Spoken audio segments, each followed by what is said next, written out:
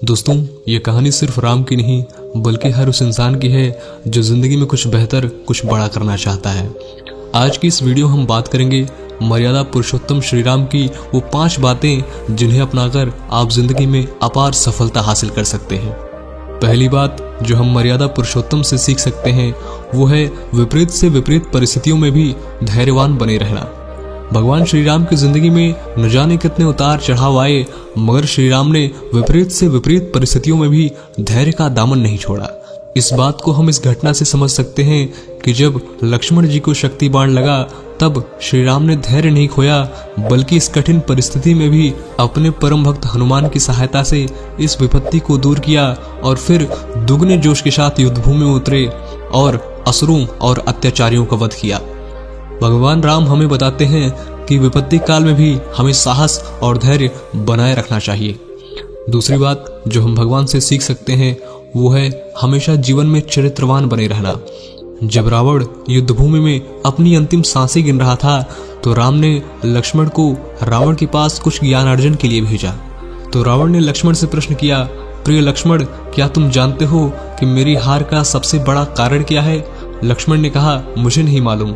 तो रावण ने बताया कि मेरी हार का सबसे बड़ा कारण ये है कि मैं चरित्रहीन हो गया था। मैं काम, क्रोध, लोभ, मोह और वासना के अधीन हो गया और एक पर स्त्री का हरण कर लिया, और यही मेरी हार का सबसे बड़ा कारण है।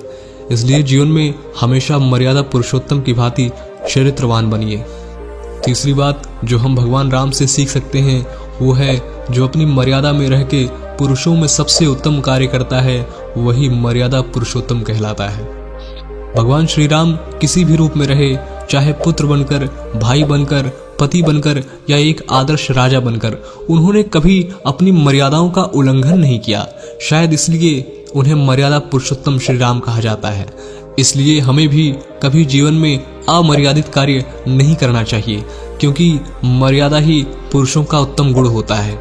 चौथी बात जो हम भगवान श्री राम से सीख सकते हैं वो है रिश्तों को अहमियत दीजिए, ना कि वैभव विलास को।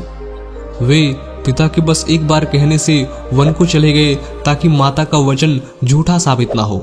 भगवान ने अपने पूरे जीवन काल में गुरुओं का आशीर्वाद, बड़ों का सम्मान किया, छोटों को स्नेह और प्यार दिया। ये बातें हमें सिखाती हैं कि जीवन में रिश्तों की अहमियत सबसे ऊपर है। पांचवी बात जो भगवान राम हमें सिखाते हैं वो है एकता बनाए रखो। हालांकि राम जी के चारों भाइयों का व्यवहार बिल्कुल भिन्न था, मगर फिर भी चारों भाइयों में अपार प्रेम था।